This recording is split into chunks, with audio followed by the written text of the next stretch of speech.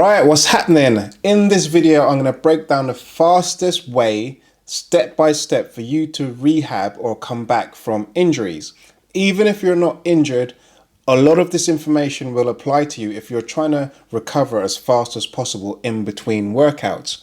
At the end of this video, or towards the end, I'm also going to touch on PED use and how and what could be used in a scenario of if you were injured quite badly with a ligament or a bone or something like that. Most of those injuries will probably only really happen in sport and won't be that prevalent in the weight room. So one thing we've got to remember is if you are training hard over an extended period of time, the likelihood of you getting injured or developing some niggles is high. Of course, we want to mitigate this through sensible programming and be proactive about recovery so you don't get injured, but shit happens, right? So it's probably best to know how to heal an injury as fast as possible and obviously recover. Generally, if you're training smartly and hard, you will need to dig into threshold zones, and this will involve breaking down muscle and ligament tissue each session and asking the body to increase on its strength capabilities. So, what can we do if we develop an injury? This is my in-depth advice learned through rehabbing multiple knee, ankle and lower back injuries. I'm not talking about niggles, I'm talking about serious injuries where ligaments were torn, or I've had fractured bones or developed stress fractures. Personally, I don't consider niggles an injury. That's more a case of training fatigue that you're struggling to recover from.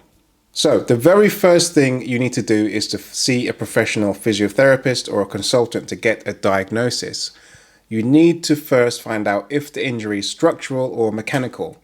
An example of a structural damage injury would be ligament tear, and a mechanical issue would be like a muscle isn't firing properly, or there is an imbalance through overuse or some sort of compensation. Mechanical issues are usually easier and quicker to fix than structural damage, and realistically just require some rehab work or you globally addressing what's going on in a joint or muscle group. Structural damage will be more the focus of this video. However, most of these tips will still apply to general recovery and healing of low-level niggles and injuries. Firstly, address trauma to the area. There will be no doubt some aggravation, pain and inflammation, so this must be addressed first. This would best involve heat and cold exposure to alleviate inflammation and settle down tissue that may be tightening up as its normal protective mechanism. I would also recommend using ibuprofen or any anti-inflammatory prescribed drug. If the injury is of a high degree tear, then limiting movement at the joint for a period of time, I would definitely advise, but it's best you do keep moving and keep the body moving and train as much as possible within reason. This will help to promote recovery and blood flow, which will bring nutrients to the area and to help clear out inflammation. The game changer for me has been sauna and ice baths, because the heat and the cold gets deep into the tissue and bones and ligaments and it alleviates the inflammation. It also helps to improve blood flow, but also makes the tissue more malleable and more relaxed. Secondly, with structural damage, the body will need building blocks to repair and grow new tissue. This is called proliferation and generally takes weeks. So next you would need to address nutrient and protein intake. Give your body more than enough building blocks. Increase calorie intake and protein intake. You will significantly slow down the proliferation process if you are fasting or not eating plenty amount of proteins or in a calorie deficit. Where is your body getting the building blocks to repair the tissue if you are eating in a deficit or not eating surplus proteins? We can also add in supplements like collagen, bone broth, omegas, and these supplements will feed the body the necessary building blocks that it needs. Thirdly is sleep, which to be honest probably should have been number one, but here we are. You must realize your body only heals and remodels tissue in deep sleep. So if you are not completing adequate cycles of deep sleep, then you are slowing down this proliferation process. Generally, in terms of recovering from training and making progress, your intentions should still be to sleep as optimally as possible. And we need to remember that 9 hours sleep is optimal. Less than 7 hours sleep, you start to expose your body and brain to long-term health risks. Once we have heat and cold exposure, optimal nutrition consumption and optimal sleep, and have these things in place, the next steps would be to begin rebuilding stability and strength in the area. With both structural and mechanical issues, it may involve not doing some aggravated movements, swapping to other variations that will allow you to create some sort of productive training stimulus. If you are unsure how to address the mechanical issue, you would need to follow advice from your coach or your physio on what exercises will bring about efficient and correct function of the area. The area of rehab is fully individual, so I can't really say too much of what that would look like for you, but you must do the boring work.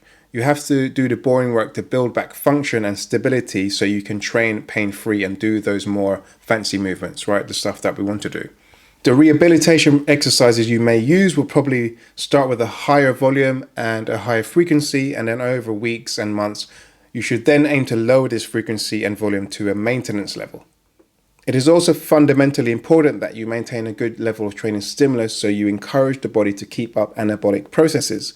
Doing absolutely nothing is the worst thing you can do when injured. You need blood flowing and the anabolic and restorative hormones to be spiked regularly. This is where continuing to train in a sensible way and swapping to other variations that are still loadable is a very useful strategy. So lastly, we can touch on the use of PEDs for healing injuries. PED use in sports is more about recovery than it is about putting on muscle mass. So many athletes will use PEDs to help them recover faster, which then allows them to train harder and more frequently. Although PED use will come with super physical benefits, the main advantage will be enhanced recovery and healing. A number of different compounds could be used, especially for healing ligament, tendons and bones, which all heal fairly slowly. The first compound to speak of course, is anabolic steroids, which are a drug compound that are derivatives of the body's own testosterone. They vary in their structure and this can impact on their overall effect slightly, but in the most general sense, they have either an anabolic tissue building effect or an androgenic musculinizing effect in the body, with different compounds having relatively more or less of an anabolic and or androgenic effect. Many steroids can also be converted into estrogen, which is called aromatization, and this obviously comes with its own negative side effects. The two most commonly studied anabolic steroids are nandrolone, sometimes referred to as durabolone, decadurabolone, or just deca. Depending on its exact chemical structure, oxandrolone, also known as Anavar, both show high anabolic effects with minimal androgenic side effects, and neither readily converts to estrogen, which is most likely what has led researchers over the years to choose them.